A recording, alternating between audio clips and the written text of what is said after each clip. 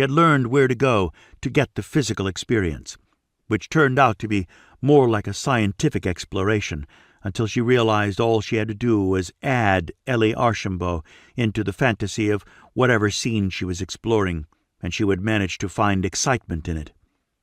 "Baby, can't you sleep?" Elie stirred, his voice a little husky with sleep. He didn't remove his hand from her breast. Instead, his thumb brushed along the lower curve, instantly causing every nerve ending to flare back to total awareness when her body had just begun to settle down. The sound of his voice, that soft velvet mixing with the dark rasp of sleep, added to the intoxicating, addictive, and all too enthralling sensations pouring over her in the darkness. "My mind is all over the place." That was the truth. She hoped he didn't question her any further. She wasn't going to admit her body was on fire. She willed him to go to sleep. Didn't men just turn over and go to sleep? He shifted back, just his torso, keeping his hips and groin firmly pressed against her backside. His knee remained between her thighs.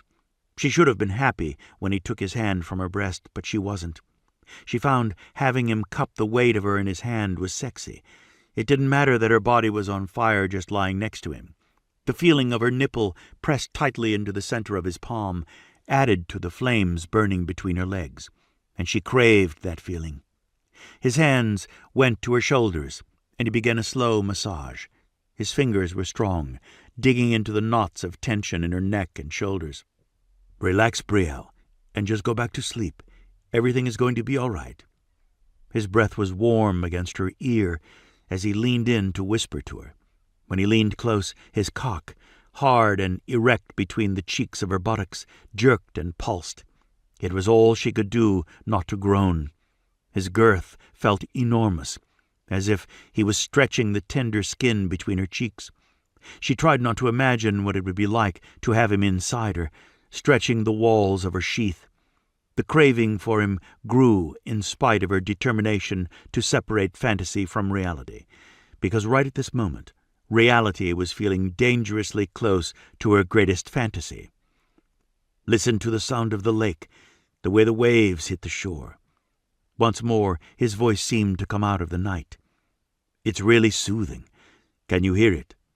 Brielle made an effort to hear past the thunder of blood in her ears. She pushed air through her lungs and made her body relax as she listened for the sounds he had pointed out to her. The lake. She knew his home was on a lake. He'd told her so as they drove into the large garage. He'd promised to show her the house and grounds in the morning. She was just too tired to take everything in. She knew he had boats and piers and docks and other things she knew little about, but that he said she would enjoy.